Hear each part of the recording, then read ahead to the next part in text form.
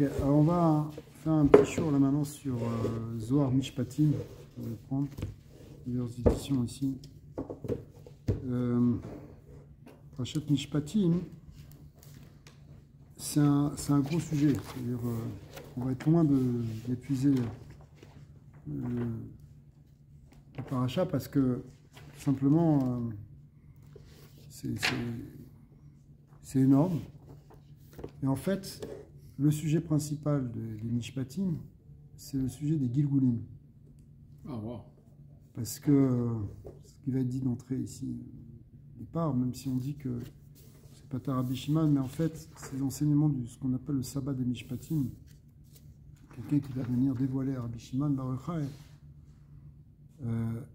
les grands secrets en réalité des Gilgulim. Et pourquoi c'est lié avec les Mishpatim? Parce que le Gilgul, a priori, c'est lié avec la justice.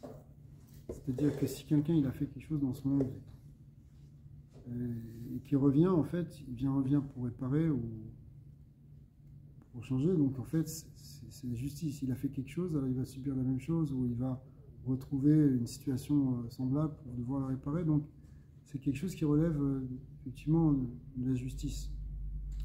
Mishpatim, de manière générale, c'est, comme on le voit d'ailleurs au niveau de la page toute, de la paracha, hein, les Mishpatim ont une dimension de réparation. C'est intéressant de voir que la paracha elle s'ouvre sur le Eved Ivri. Après on va voir le côté un peu plus ésotérique de la chose. Mais le Eved Ivri, a priori, pourquoi la Torah juste après Yitro elle nous parle du Eved Ivri? Elle nous parle en fait de quelqu'un qui avait volé pratiquement ou qui s'est vendu au Beit Din, qui est devenu un Eved Ivri, un esclave juif. Et en fait, on devra s'en occuper, le maître il devra s'en occuper, lui donner tout ce qu'il a besoin, au même niveau que lui. S'il mange pâte nekiya, il devra lui donner pâte nekiya. S'il a des couvertures, il devra lui des couvertures. S'il doit donner une couette, il doit lui donner une couette. Et s'il n'a qu'une seule couette, il doit lui donner à lui et lui dormir par terre s'il faut. Alors que c'est quelqu'un qui a volé, qui a priori va juste payer une dette, qui s'est vendu comme esclave. Le Beit Din l'a vendu comme esclave pour payer sa dette chez un maître. En fait, c'est le maître qui paye le Beit Din. Parce que le but, en fait, des Mishpatim, c'est de réparer la personne qui a eu un défaut. Parce que si la personne, elle s'est mise à voler, c'est qu'elle n'a pas pris conscience qu'elle était un Ben Meler, qu'elle était attachée à Hachem, justement, qu'elle avait reçu la Torah, elle aussi au Sinaï, parce qu'on a vu le parashat Yitro. Et elle s'est dégradée jusqu'à un point où elle s'est mise à vivre de Averot. Donc ça veut dire la conscience qu'elle a d'elle-même, elle est très basse. Et on va le placer chez un maître qui va le considérer favorablement, qui va l'aider en fait. Puisqu'il faut, même quand il va partir, on doit le combler de cadeaux pour lui redonner une estime de lui-même. C'est une vraie... si on en parle en termes modernes, en fait, les lois du Eved Ivri, c'est un lien de réhabilitation. Mais en fait, Akadosh Baruch Hu, il veut tous nous réhabiliter. Parce qu'on a tous une dimension où on regrette des bêtises qu'on a fait. Et en fait... Au départ, on vient de ça, non? Non? Pas tout à fait sûr, c'est une très bonne question. On vient du négatif ou pas? En fait, non, normalement. Mais ça peut être même des choses qu'on a fait dans un Gilgul précédent. Donc en fait, on vient, on répare, on a l'impression qu'on a un zal qui est difficile ou quelque chose. En fait, on vient être métaken. Et c'est ça l'union de Mishpat. La vraie justice de la Torah, c'est pas t'as fait ça, alors tu te prends ça. Ça n'a aucun intérêt. T'as fait ça, parce que t'as fait ça, ça veut dire qu'il faut que tu répares quelque chose en toi qui va pas, sinon tu l'aurais pas fait. Par exemple, quand quelqu'un il a volé $100, le din c'est qu'il doit payer kefel. dépend des conditions, tu dois payer le double en général. Des bacoles, etc. J'ai coffre bacol. On prend, il doit payer le double. Pourquoi il doit payer le double? Tu as volé $100, tu vas rembourser $200. Tu sais pourquoi tu vas rembourser $200? Parce que quand tu as volé $100, toi, tu as pensé que tu avais besoin de 100. Donc tu allais prendre quelqu'un gratuit. De toute façon, ils s'en foutent, il est riche. Et puis, c'est pas mon problème. Moi, j'ai besoin de 100. Tu n'as pas compris que lui, tu lui as fait un frisaron de $100. Tu n'as pas compris que lui, ça lui fait un tsar. Même s'il est riche, c'est un tsar. C'est ton problème s'il est riche ou pas. Un tsar, il a perdu quelque chose. On lui a enlevé quelque chose. Il est même à moins 100. Alors quand toi tu vas donner 200, tu vas aussi avoir un moins 100. Parce que tu vas rembourser le 100 que tu avais pris. Mais on va t'enlever 100 à toi. Pas pour te punir. Pour que tu aies la sensibilité de comprendre qu'est-ce que ça veut dire quand on te prend quelque chose. Et si tu sais, si tu ressens ce que ça veut dire quand on te prend quelque chose, alors là tu vas pouvoir changer. Tu avais besoin, le dîn, comprends que si quelqu'un il est complètement nié, c'est-à-dire qu'il ne veut pas comprendre. Tu ne peux pas comprendre le mal que tu as fait. Alors on va te le faire vivre, pour que tu comprennes. Donc en réalité, toute la justice, elle a pour but de te réparer. Même ce moins 200, il est pour que tu comprennes, pas pour que tu comprennes parce qu'on veut que tu comprennes, parce que ça va te faire mal, tant pis pour toi, au moins tu vas sentir. C'est pas ça. C'est pour que tu changes. Pour que tu te transformes. Parce que tu as besoin de le ressentir pour être transformé. Si tu es devenu par toi-même et tu avais rendu, c'était bon. Mais quand tu ne comprends pas, quand tu ne veux pas accepter, il faut qu'on te fasse comprendre. Mais le point commun de toutes ces lois, de tous ces mishpatim qu'on va voir dans le paracha, c'est de réparer le Ben Adam. Le but de la justice, c'est pas punitif, c'est réparateur. C'est un esprit complètement différent de ce que tu peux voir ailleurs. Aujourd'hui, quelqu'un qui a volé, on le met dans une prison. Mais est-ce qu'il va se réparer? Pas sûr. On va le mettre dans un... Ça dépend des états dans lesquels il se retrouve en prison. Il va se retrouver... On va le mettre dans une situation moins qu'un Ben Adam. Il va être avec d'autres gars complètement brisés aussi. Au milieu d'une cellule fermée avec une toilette au milieu. Ça veut dire on te considère comme une BMA. Or le but de la Torah, c'est pas de te considérer comme une BMA. C'est au contraire de te faire retrouver l'état humain que tu as perdu par la Véra. Le vrai Ben Adam qui t'entoure. Donc c'est pour ça que la Torah, elle va prendre le voleur, elle ne va pas le mettre en prison. Elle va le mettre chez un évêque, chez un maître, qui va l'aider à se restructurer, à reprendre une estime de lui, à redevenir un Ben Adam. Ça, c'est la vraie justice. La vraie justice, c'est celle qui ramène l'homme à sa véritable identité. Pas à la folie de la Havera, pas à la dépression de soi-même où on se considère comme moins que rien, on se comporte comme moins qu'un homme. Ok.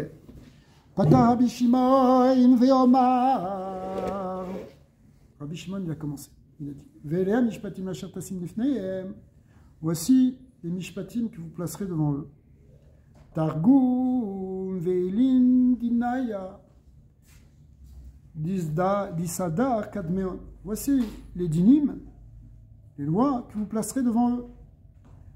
Et là, Rabbi Shimon, il dit un grand inyan, Elin inun sidurim de Gilgula. Ce sont les sidurim, les ordres du Gilgul. Le Gilgul, c'est comme une roue où tu vas repasser par quelque chose pour l'arranger.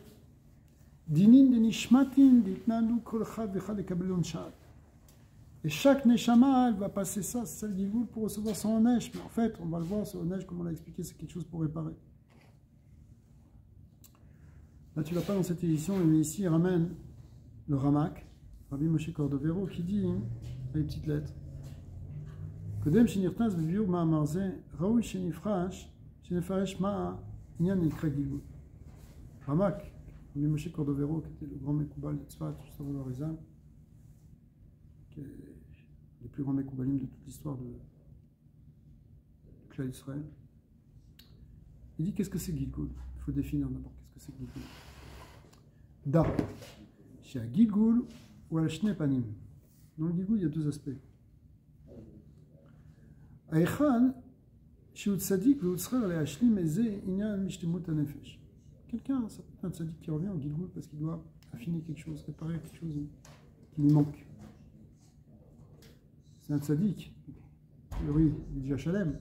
Mais il y a quelque chose qui demande encore quelque chose, une mitzvah qu'il faut encore metaken. Ven nefesh atzadik, azé mitgalgelet, et là bimkom, batouar lo sheyoil velo yazik. Donc ce tzadik,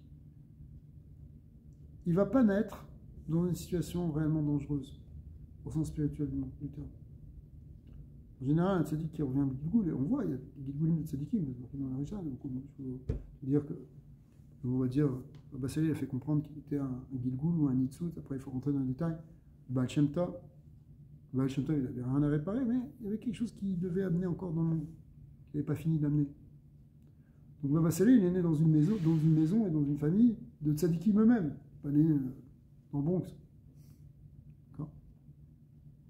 Omnam, mais si quelqu'un, la première fois qu'il vient dans ce monde, il a commencé à fauter, il est tombé dans les avérotes, qui revient dans le monde, il métiva à Retov, si il répare, c'est bien. Mais si dans le deuxième Gilgul, il continue à faire des avérotes, on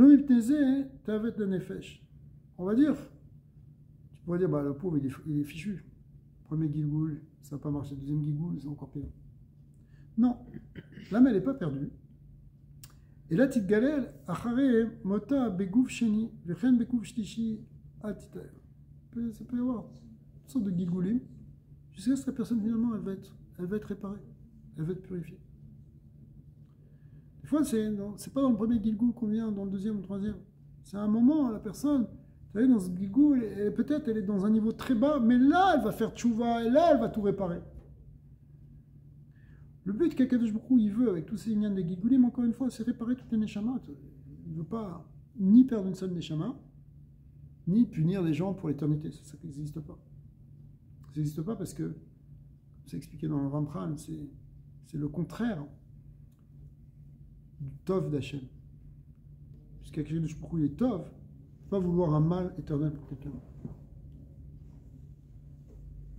Veda, qui à Gilgul, ou Anash Kaché Nefesh Mikol Anishim Shebaolam. D'un certain côté, le Gilgul, c'est quelque chose qui est très très dur pour les Neshama. Parce qu'il faut qu'elle se repasse par une vie avec des épreuves. À tel point que Geinom Eno Kaché Kamou. C'est même pire que le Geinom. Mitam, qui a Geinom, ou Rechitzat le Nefesh Ba'esh Betese Misham Tara Venikia. Parce que c'est quoi le Geinom?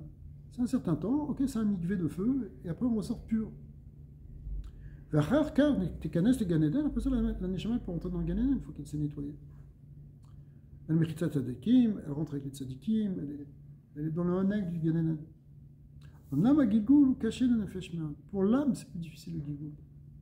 Qui ou machal le ish echad shitarar kamat tichot shanim rabot veoler sroura le medina rechokam erviar sham. Et là, Ramak ici donne un machal, il dit, imagine quelqu'un qui pendant des années fait du commerce, il se fatigue très fort, il va voyager très loin. À l'époque, voyager très loin, c'est pas comme maintenant, tu prends un avion, tu te retrouves en Chine le lendemain. C'est des mois de voyage, tu voyages pendant un an, ils allaient chercher des épices, ça leur prenait plus d'un an pour les ramener. Bebo, el petar haïr, amulo, ishete teven, ata, machnis, le Ephraim, en souvim shavek clou. Il dit, ce que toi tu veux faire comme commerce, ça vaut rien du tout. Vene azisaver ani azé la chazor pam shinit, mais a l'air kama shanim biadam rekanot. Imagine, tu vas là-bas, au fin fond du monde, pour aller chercher une sroura, et là-bas on te dit, regarde, il n'y en a pas, ça marche pas, c'est fini ce truc-là. Waouh, tu as fait tous ces efforts, tu as affronté l'hiver, les voyages, les sakanas, les trucs, en chameau, à pied, les montagnes, les bateaux, pour aller là-bas, on te dit non, il n'y a rien, retourne chez toi, et tu repars en Europe là-bas, encore 8 mois de voyage, et tu reviens avec rien. Waouh. Faut pas être découragé. C'est-à-dire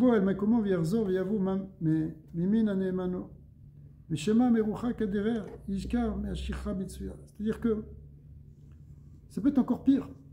Toi, tu pensais que tu allais gagner, mais en fait, tu perds encore plus.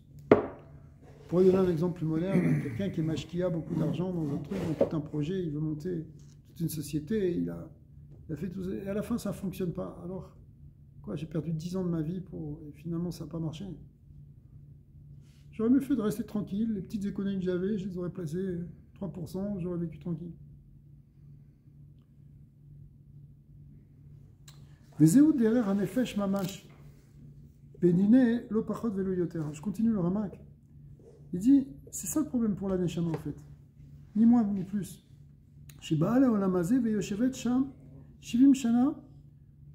La Neshama, elle vient dans ce monde, elle vit 70 ans, c'est une expression, enfin, j'espère jusqu'à 120 ans.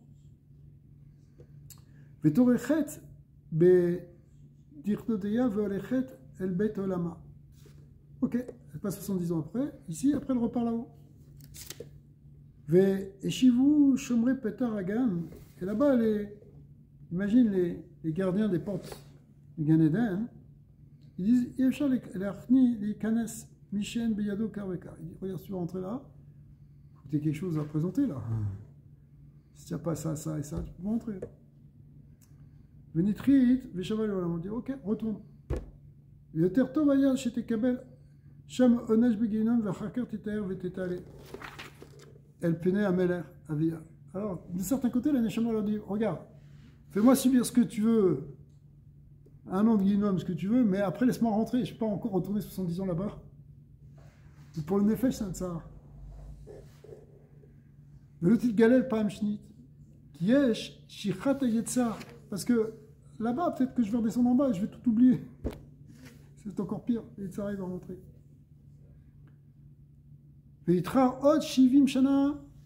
C'est possible que pendant 70 ans, à nouveau, elle va se fatiguer, mais comme elle va oublier ce qui s'est passé en haut, elle va remonter encore et on va lui dire la même chose.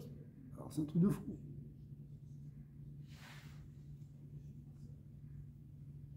Donc, de là, hein, on voit que c'est pire que le Gehenna. Alors, c'est pas réjouissant. D'un autre côté, on va voir que, au contraire, si on comprend bien le sens du Gilgoul, on va pouvoir dire merci à Hachem et tout réparer. C'est pour ça qu'il y a un lien de Tchouva.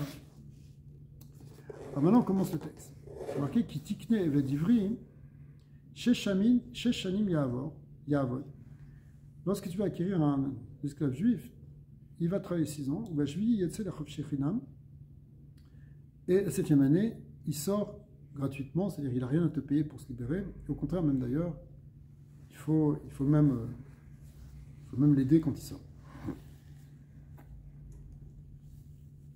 Chavraya, ça veut dire Chaverim. Ida nacha legala kamarazin tmirin legilgula. C'est le moment maintenant de dévoiler plusieurs secrets qui concernent le Gilgoul. Ki tikne eved ivri sheshanim yavod. Kadnishmata itrayavat begigula. C'est quoi le lien du Eved Ivri? C'est la Neshama qui a reçu un chiyuv de venir dans un Gilgoul, qui doit travailler maintenant. C'est indigne de Eved Ivri. Normalement, le Eved Ivri ne devrait pas être Eved, n'est-ce pas? Un juif qui a Vadim, qui a Vadayem. Mais le Avdé Avadim, il y a un sourd de se vendre comme esclave. Parce qu'on est des esclaves d'Hachem. Un Eved d'un homme, il n'est pas maître de son temps, il n'est pas maître de quoi que ce soit, il dépend de son maître. Son maître est difficile de le faire. Mais nous, on doit obéir à Hachem. S'il le dit, c'est contradictoire. Parce que la dracha, c'est qu'il y a Vadaï M. Ce sont mes serviteurs d'Hachem. Et la dracha, c'est Avadaï. Vélo Avdé Avadim. Ils ne peuvent pas être des Avadim, de gens qui sont eux-mêmes des Avadim, puisque normalement toute l'humanité est des Neshama. Alors, malgré tout, quand quelqu'un n'est pas à ce niveau-là, il doit se vendre comme un Eva d'Ivry. Alors c'est la même chose. La Neshama, elle aurait dû rentrer dans le Gan Eden, fièrement, la tête haute, d'avoir accompli sa mission, la mission que son père, Hachem, lui avait donnée. Maintenant, elle a failli dans ça, alors elle doit se vendre en esclave, c'est-à-dire elle doit redescendre dans ce monde en Gilgul. Alors maintenant, ici, le Zohar, il va développer, c'est complexe en fait, on ne va pas tout faire. Le fait qu'il y a différents types de niveaux de Neshama. Les Neshamot qu'on va appeler Eved, d'autres Neshamot qu'on va appeler Ama, Ivriya, servante, ça représente un autre type de Neshamot. D'autres qu'on va appeler Adon. Alors, si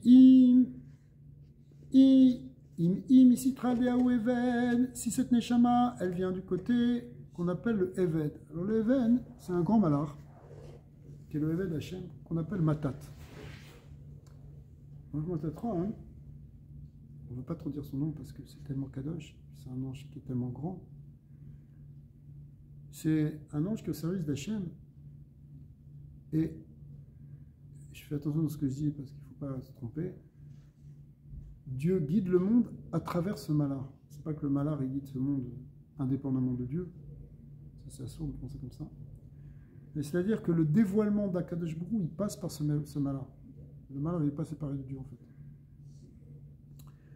Mais c'est expliqué dans beaucoup d'endroits que ce malheur-là, il correspond à la direction de Olam Hazé dans les jours de Chol. Parce que Akadosh Baruch Hu, il guide le monde dans le Chol différemment de la manière dont il guide le monde pendant le Shabbat. Même chose, on trouvait aussi les 6 années et la 7e année de la Shemitah. C'est pas la même Anaga, c'est pas la même direction du monde. C'est pour ça ici que les Shesh Shanim et Avod, elles correspondent à cet Anaga qu'il y a pendant le Chol. Parce que le Chol c'est 6 jours. 6 jours de Chol et un jour de Kodesh. Alors, tu as des Neshamot qui viennent du niveau du Chol. Et tu as des Neshamot qui viennent du niveau de Shabbat. Ouais. Donc, c'est quoi une Neshama qui vient du Chol? La plupart des Neshamot, elles viennent comme ça. En général, c'est une Neshama qui est intéressée par Olam Hazé, par le Chol.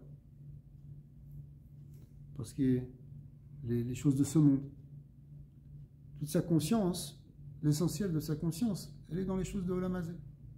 Pourquoi? Parce que le shoraj de cette Neshama, il vient de ce niveau qu'on appelle Olam HaYetzira, qui correspond à ce malar. Tout ça, ce sont des termes pour dire que c'est un degré de Neshama. Correspond à Matat. Les Neshamot des Tzadikim, eux, ils viennent de la Shrina. Ils sont une Bekinat Shabbat. C'est pour ça que le Tzadik, il est appelé Shabbat. Bon, les Tzadikim, eux, ils vivent rien que pour la Torah. Pas comme nous. Nous, on vit, ok, on aime bien la Torah, mais on aime bien aussi Olam Hazé. Les tzadikim, ils sont dégoûtés de Olam Hazé, ils ne veulent pas Olam Hazé, ils ne veulent rien qu'Hachem. Tu vois, Baba Salé, il ne cherchait rien, il n'a pas été né un instant de Olam Hazé. Ça ne veut pas dire qu'il n'a pas agi dans Olam Hazé. Il n'a jamais profité de Olam Hazé. C'était pas ça c'était pas ça. Tout sa sheifoud, c'est le nyan de la Torah. Tu vois, le rabbi, c'est exactement ça. Tzadikim, ils viennent de Shabbat, de la Shrina. Shabbat, c'est la Shrina. Mais dans le monde supérieur. Mais ceux qu'on appelle, donc eux, ils ne sont pas des Avadim. Parce que le Shabbat, il n'y a pas de Havdout. Par contre, dans la semaine, dans le Chol, il y a une certaine Havdout. On est soumis aux contraintes de ce monde, à Parnassa, à des difficultés. Donc si on a une Neshama qui vient de Bechinat Eved, donc de ce côté Chol, alors Ktiv be Sheshanim Yavod, il va travailler 6 ans, c'est-à-dire Gilgulin dit là, le Gilgul de les Gilgulim de cette Neshama, c'est pour réparer les Avonot. Le Mitraïva et la Shitchenin, mais Le Onesh, il sera seulement pour 6 ans. Ad Hashlema Shesh Dargin, Mehuata Deit Galiat. C'est ce qu'il aura fini de dévoiler tous les degrés de ce Neshama. Il doit dévoiler dans ce monde. Comme lui, il vient du degré du 6, il vient du côté du Chol, des 6 jours de la semaine, de Matat. Alors, ce qu'il doit dévoiler, c'est justement ce côté du 6.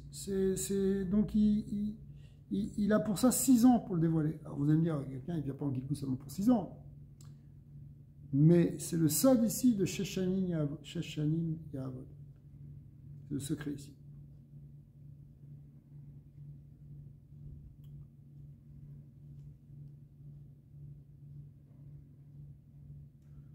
Alors, en fait, le sens de ce pasouk, c'est qui tikne ce que tu vas acquérir. Tu vas acquérir quoi, en fait, toi, le Neshama? Tu vas acquérir un gouffre. Evad Ivri, Aïnou Neshama Meolam Hayetzira, quand le gouffre, il va. Pardon, tu ne peux pas acquérir un gouffre. Lorsque le corps, il va acquérir le Neshama du Olam Hayetzira, qu'on appelle Eved, Sheshanim Yavot, Pirouche Neshama, Yechola Leit Galgel, Ad Shesh Pa'amim, Imlo Zarta. Alors le secret, c'est que cette Neshama, elle va pouvoir revenir dans 6 Gilgulim si elle n'a pas mérité. C'est la première fois. V'tsarir la Avod, She'avod melacha v'yisurim, chavechalaim, v'dalud, v'tiltu, v'tirud, v'azer, v'ilam, kidé l'etaken avonota. Donc il faudra qu'elle passe éventuellement par ces 6 choses. On va finir là-dessus. Aval im nishmata im sitra de shrinata. Si la neshama, elle vient du degré de la shrina, qui correspond au Shabbat, qui correspond au 7e degré, à la malchut, non pas au 6, pas au niveau de Vadaï, c'est en général des neshamot qui ont été conçus aussi pendant le Shabbat. Vadaï, Maktif, ou Bashvit, qu'est-ce qui a marqué? Ou Bashvit, Yetze la Chinam. Ça veut dire que elle va sortir du principe de Gilgul. Elle n'aura pas besoin de Gilgul. Sauf, comme on a dit tout à l'heure, si elle vient pour juste arranger quelque chose encore plus, pour dévoiler quelque chose de plus dans ce monde de bien. Mais normalement, elle est libre, elle n'a pas besoin de revenir.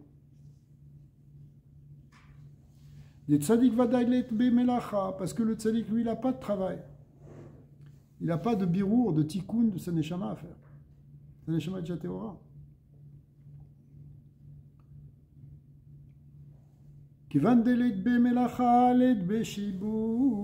Puisque lui, il n'a pas de travail à faire pour être metaken sa neshama, il n'a pas non plus de shibud, c'est-à-dire il n'a pas non plus d'asservissement. Il n'a pas besoin d'être asservi. Vous dites, c'est clair, le tzaddik, c'est neshama, bon, on a compris. Donc, c'est un peu l'action que j'avais posée au début. Donc, nous, quand l'autre neshama qui vient des 6 jours, elle vient avec une mission de réparation déjà. Ouais, 100%. Bien sûr. Donc, c'est pas la ligne de départ, quoi. Non, quand vous parliez de départ, je pensais que vous parliez depuis l'origine du monde, depuis Adam Arishon. Il faut comprendre qu'est-ce que ça veut dire. Ah non, ça c'est autre chose. Il n'y a pas d'idée de péché originel. On vient pas du fait qu'on est négatif au départ et qu'il faut arranger. En fait, au contraire, il y a des gens qui sont très élevés, mais il y a pu y avoir une dégradation. Et il faut retrouver l'état élevé qui est notre état véritable. Deux missions complètement différentes là. Ouais. Mais c'est ça le sens du Gilgul. Deleit bemelacha, leit beshi shabud, venishmata di umitama nitmarba, une neshama qui vient de ce degré de Shabbat, de la neshama, de la Shrina, etc. Sur elle, il est dit, ubashvi yetzel achov shichinam, leit bashi Bouddha, elle n'a pas d'asservissement. Donc le secret de ça, on ne va pas dire non. Ok, ça c'est ce qu'il avait ouvert par Rabbi Shimon Bar Yochai. Et à ce moment-là, il y a le sabbat des Mishpatim qui va venir, qui va descendre devant l'assemblée et qui va commencer à révéler des grands secrets. Et là, quand vous parlez des gens, les quelques rares des Neshamot Hadashot, c'est quoi leur truc alors? Les Neshamot Hadashot, c'est encore un autre inyan. Ils viennent d'où? Il y a du Shabbat aussi. Il y a plusieurs types de Neshamot Hadashot. Le Rézal, il distingue dans ce terme de Neshama Chadasha. En tout cas, Neshama Chadasha, ça ne veut pas dire un Neshama qui n'est jamais venu, qui fait son premier Gilou. Ça ne veut pas dire forcément ça. Ça ne veut pas dire ça.